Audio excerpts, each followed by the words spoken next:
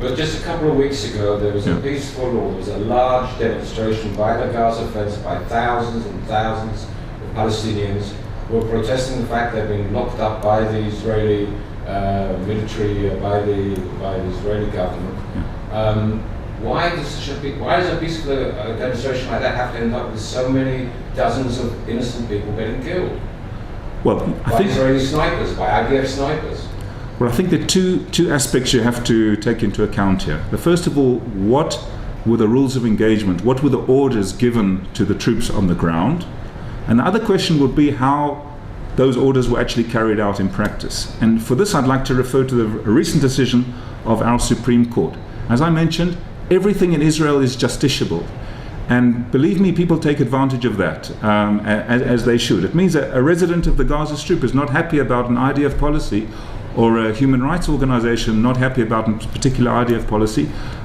They have the liberty to appeal to the Israel Supreme Court and to challenge that policy, to challenge the legality. And that happened also in relation to the rules of engagement which governed the IDF soldiers on the fence with Gaza.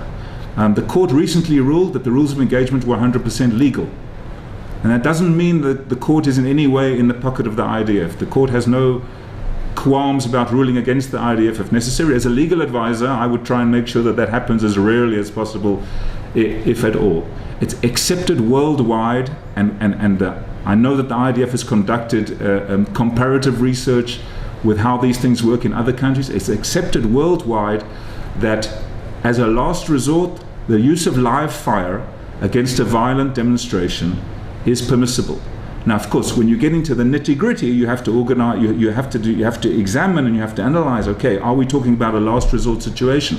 Unfortunately, in the reality of the way things are today, riot control means, if it be tear gas, if it be rubber bullets or whatever, are limited to what they can achieve. Sometimes the only option that you have, which is accurate enough and which is effective enough, may be the use of live ammunition. And what I happen to know, even though the rules of engagement are kept secret, but I think this part is not secret, in the IDF that means shooting towards the legs of people. Unfortunately, of course, it's a dangerous situation.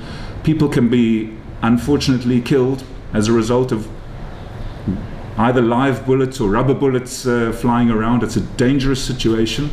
But I don't think anybody can reasonably expect the IDF to allow a situation where people literally storm the fence or break through the fence in hundreds of thousands and fan out into Israeli communities which are literally hundreds of meters away from that.